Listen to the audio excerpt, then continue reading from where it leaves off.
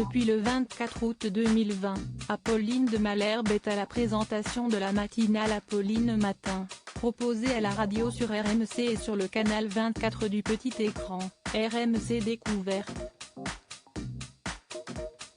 L'héritière de Jean-Jacques Bourdin dans cette case horaire a signé des débuts corrects bien qu'en retrait par rapport aux performances du Nîmois durant la même période en 2019.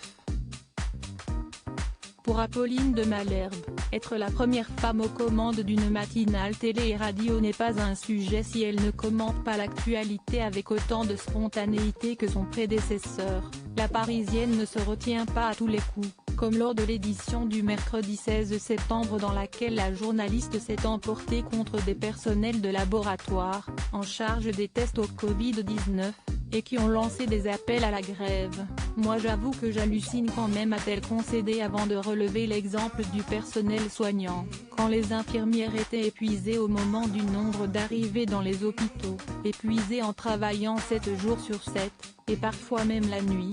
Pour autant, elles ne sont pas parties en grève avec le même franc-parler.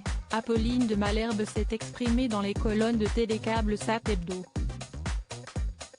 Pour commencer, elle n'a spécialement tenu à mettre en valeur la prouesse d'être devenue la première femme à prendre en charge une matinale diffusée simultanément sur les ondes et la petite lucarne, ce sont les autres qui en font un sujet. Quand j'ai repris, à 32 ans, l'émission BFM Politique après Olivier Mazerolles qui en avait 72, on me disait la même chose. En fait, c'est juste une question de confiance accordée par Hervé Bérou, le directeur de la rédaction. La proximité avec les Français est l'un des facteurs particulièrement appréciés par la journaliste. On peut dire que je rentre dans la vie des Français mais eux rentrent dans la radio et la télévision. Il y a vraiment cet échange qui caractérise la matinale de RMC. Bourdin Direct fait mieux l'une des craintes de la voix de RMC, réputée pour le rythme intensif de son travail, est toutefois de ne pas supporter le choc à long terme.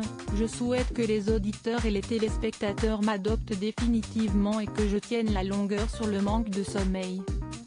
Des audiences qui ont une marge de progression puisqu'au cours de ces 3 premières semaines, elle a rassemblé une moyenne de 136 000 téléspectateurs, soit 5% de l'ensemble du public et un retard de plus d'1 point en comparaison de Bourdin Direct. Par ailleurs, Apolline de Malherbe continue d'être la joker de Jean-Jacques Bourdin pour l'interview politique de BFM TV diffusée de 8h35 à 9h.